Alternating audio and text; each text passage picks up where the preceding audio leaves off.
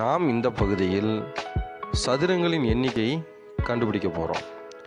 இங்குள்ள சதுரங்களின் எண்ணிக்கை எத்தனை? இதுக்கு நமக்கு 4 ஆன்சர் கொடுத்துருக்காங்க. 30, 40, 50, 45 அந்த மாதிரி கொடுத்துருக்காங்க. நாம் இதிலிருந்து போன தடவை கண்டுபிடிச்ச மாதிரியே நாம் கண்டுபிடிக்க போகிறோம். போன தடவை நாம் களமும் வரிசையும் கண்டுபிடிச்சோம். அதே போல் இங்கே வரிசை பார்த்திங்கன்னா 4, களம் பார்த்திங்க அப்படின்னா 5. இங்கே வரிசையும் களமும் நமக்கு சமமாக வரல. ஆனால் போன கணக்கில் நமக்கு வரிசையும் களமும் சமமாக வந்துருந்துச்சு. அதனால நம்ம என்ன பண்ணணும் அப்படின்னா ஸ்கொயர் பண்ணி அதை கூட்டணும். இங்கே பார்த்திங்கன்னா வரிசையும் களமும் நமக்கு சமமாக வரல.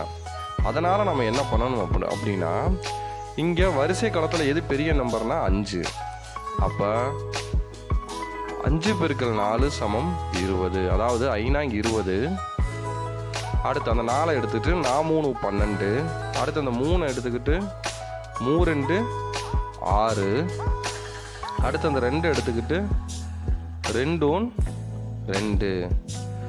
இப்படி பெருக்கிக்கிட்டு நம்ம அதை மொத்தமாக கூட்டணும். இப்போ இங்கே கூட்டினா நமக்கு என்ன கிடைக்கிது அப்படின்னா நமக்கு இங்கே மொத்த சதுரங்களின் எண்ணிக்கை 40 கிடைக்கிது. இந்த மெத்தட் எதுக்குன்னு பார்த்தீங்கன்னா வரிசையும் களமும் சமமாக இல்லாமல் இருந்தால் தான் நம்ம இதை பயன்படுத்த முடியும். அப்போ இங்கே வரிசையும் களமும் சமம் இல்லை. இங்கே மொத்த சதுரங்களின் எண்ணிக்கை நமக்கு 40 கிடைச்சிருக்கு.